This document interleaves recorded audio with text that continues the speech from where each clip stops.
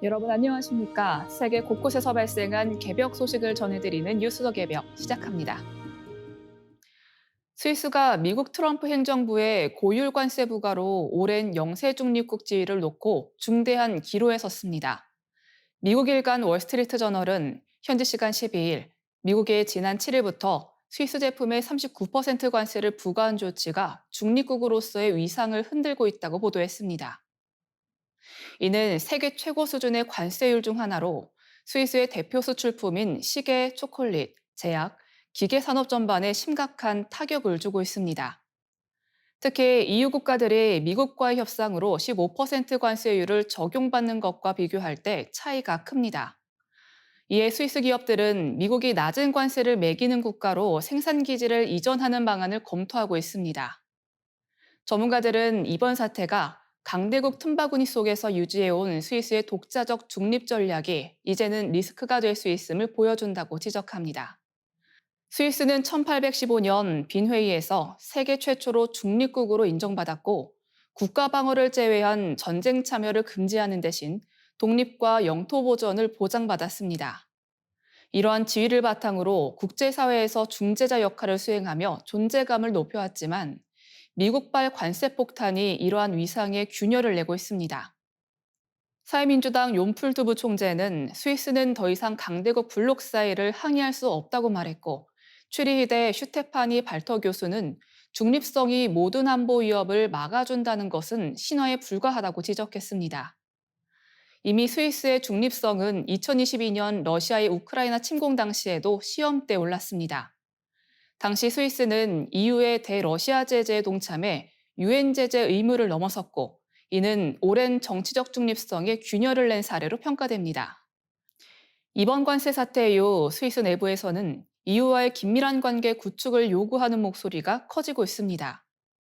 자유민주당 한스페터 포트만 의원은 EU 가입은 불가능하다고 전제하면서도 작은 나라는 짓밟힐 위험이 있다며 미국과의 관세 분쟁이 지정학적 우선순위 재조정의 필요성을 일깨웠다고 밝혔습니다.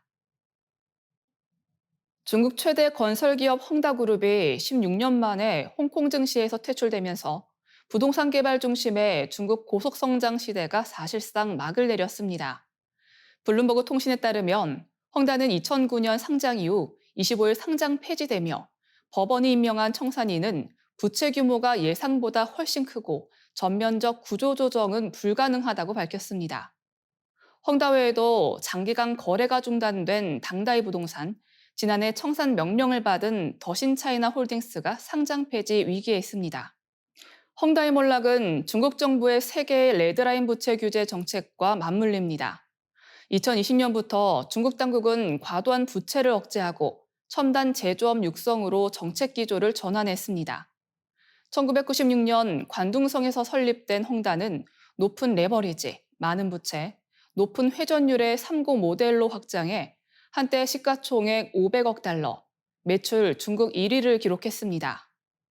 창업자 쉬자인 회장은 전기차, 축구단, 금융 등으로 문어발식 확장을 이어갔지만 2021년 채무 불이행을 선언했고 현재 헝다는 450억 달러, 약 2조 위안의 부채를 짊어진 세계 최대 부채 기업이 됐습니다.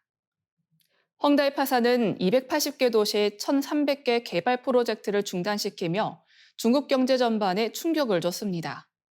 주가 폭락으로 일반 주주와 채권자, 분양자 모두 피해를 입었고 부채 부담은 금융권과 실물 경제로 번졌습니다.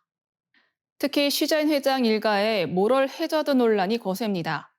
파산 전후로 매년 500억 위안 규모의 배당을 챙겨 해외로 자산을 이전하고 부인 딩이메이와 위장 이혼을 통해 재산을 은닉했다는 의혹이 제기됐습니다.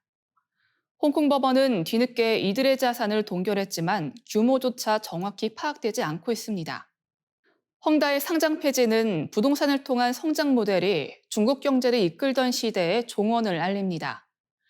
부채에 의존한 부동산 굴기의 상징이 무너진 자리에 중국은 제조업 중심의 새로운 성장 전략을 모색하고 있지만 부동산 부진이 4년째 지속되면서 경기 회복의 길은 여전히 멀어 보입니다.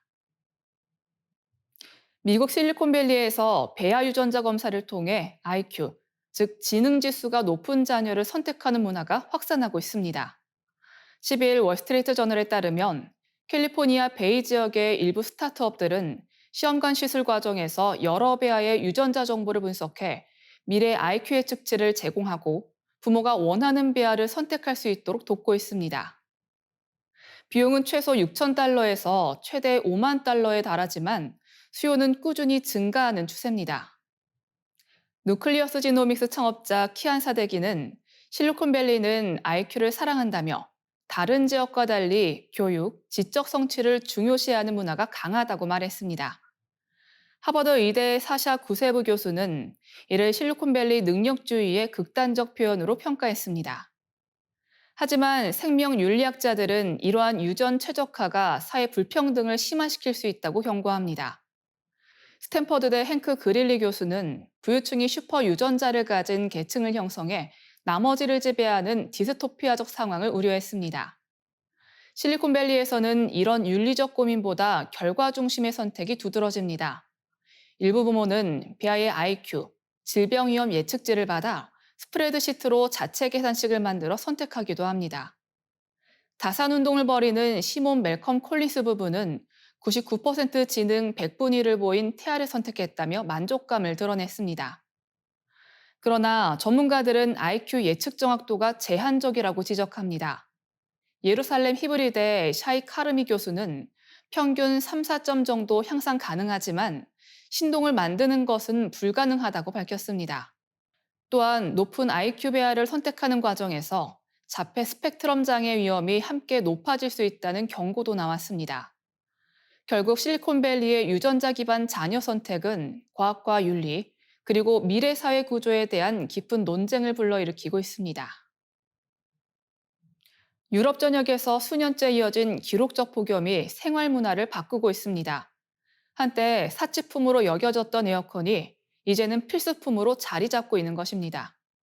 블룸버그 통신은 13일 극심한 더위가 더 이상 드문 현상이 아니게 되면서 유럽이 마침내 에어컨을 받아들이기 시작했다고 보도했습니다.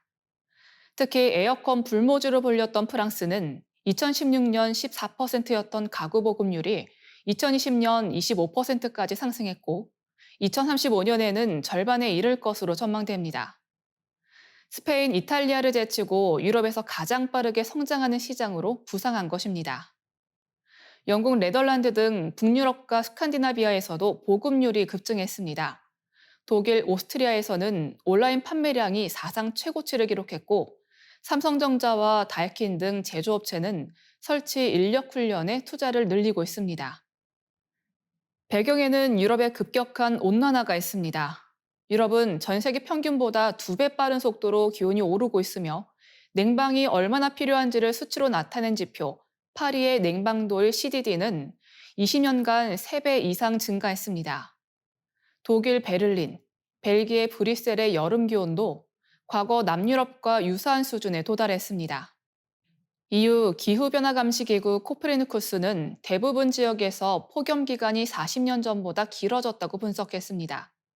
프랑스에서는 에어컨 도입을 둘러싼 논쟁이 정치권으로 번졌습니다. 극우 국민연합당 마리 르펜 대표는 냉방 부족이 공공서비스 마비를 초래한다며 대규모 설치 계획을 공약했지만 녹색당과 파리시는 도시 녹화, 건물 효율 개선을 대안으로 제시하며 에어컨은 부적응이라고 반박했습니다.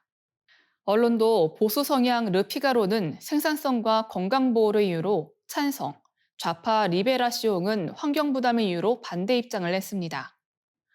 EU 전체 에너지 소비에서 냉방이 차지하는 비중은 1% 미만이며 이탈리아 가구 절반, 스페인 40%, 프랑스는 20에서 25%만 에어컨을 보유하고 있습니다. 그러나 요양원, 병원, 학교 등 공공시설 냉방 필요성에는 폭넓은 공감대가 형성돼 지난달 프랑스에서는 폭염으로 1,800여 개 학교가 임시 휴교했습니다. 더위가 일상이 된 유럽에서 에어컨은 이제 생존과 직결된 생활 인프라로 자리 잡고 있습니다. 이상으로 뉴스 더 개병 마치겠습니다. 시청해주신 여러분 감사합니다.